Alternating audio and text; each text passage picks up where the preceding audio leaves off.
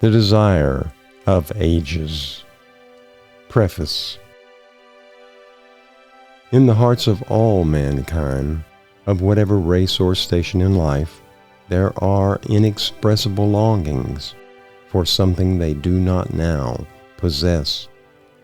This longing is implanted in the very constitution of man by a merciful God, that man may not be satisfied with his present conditions or attainments, whether bad or good or better. God desires that the human shall seek the best and find it to the eternal blessings of his soul. Satan, by wily scheme and craft, has perverted these longings of the human heart. He makes men believe that this desire may be satisfied by pleasure, by wealth, by ease, by fame, by power. But those who have been thus deceived by him, and they number myriads, find all these things pall upon the sense, leaving the soul as barren and unsatisfied as before. It is God's design that this longing of the human heart should lead to the one who alone is able to satisfy it, the desire of him that may lead to him, the fullness and fulfillment of that desire. The fullness is found in Jesus the Christ, the Son of the eternal God. For it was the good pleasure of the Father that in him should all the fullness dwell, for in him dwelleth all the fullness of the Godhead bodily. And it is also true that in him ye are made full, with respect to every desire divinely implanted and normally followed. Haggai calls him the desire of all nations, and we may call him the desire of all ages, even as he is the King of ages. It is the purpose of this book to set forth Jesus Christ as the one in whom every longing may be satisfied. There is many a life of Christ written, excellent books, large funds of information, elaborate essays on chronology and contemporaneous history, customs and events, with much of the teaching and many glimpses of the many-sided life of Jesus of Nazareth. Yet it may be truly said, the half has never been told. It is not, however, the purpose of this book to set forth a harmony of the Gospels, or even to give in strictly chronological order the important events and wonderful lessons of the life of Christ.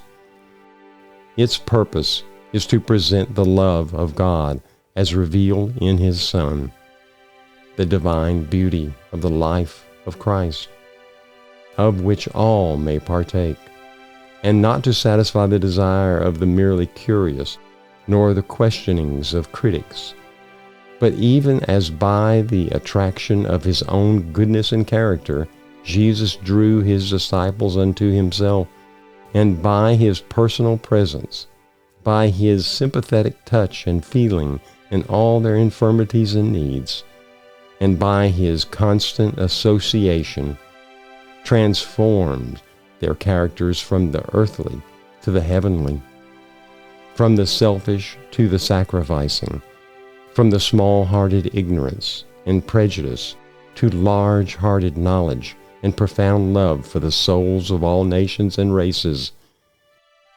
Even so, it is the purpose of this book so to present the blessed Redeemer as to help the reader to come to him face to face, heart to heart, and find him, even as did the disciples of old.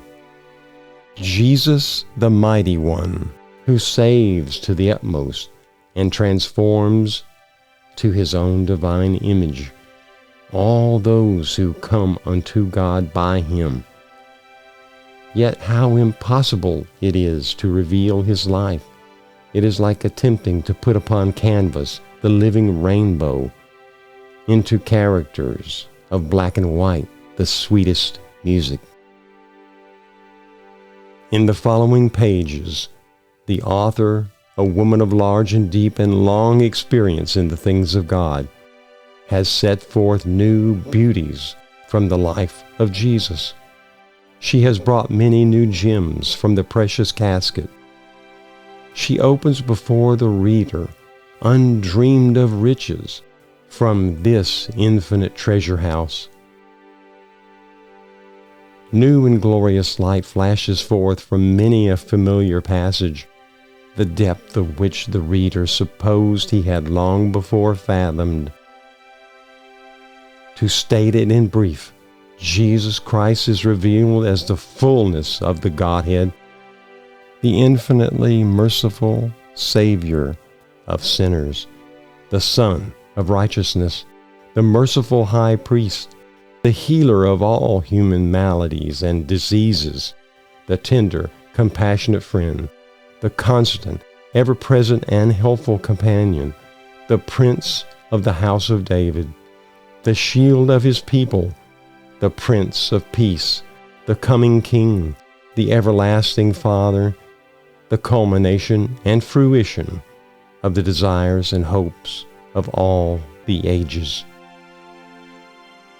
Under the blessing of God, this book is given to the world with the prayer that the Lord, by his Spirit, will make the words of this book words of life to many souls whose longings and desires are yet unsatisfied, that they may know him and the power of his resurrection and the fellowship of his sufferings, and finally, throughout a blessed eternity at his right hand, share in that fullness of joy and pleasures forevermore, which will be the ripened fruitage of all those who find in him the all in all, the chiefest among 10,000, and the one altogether lovely. Publishers.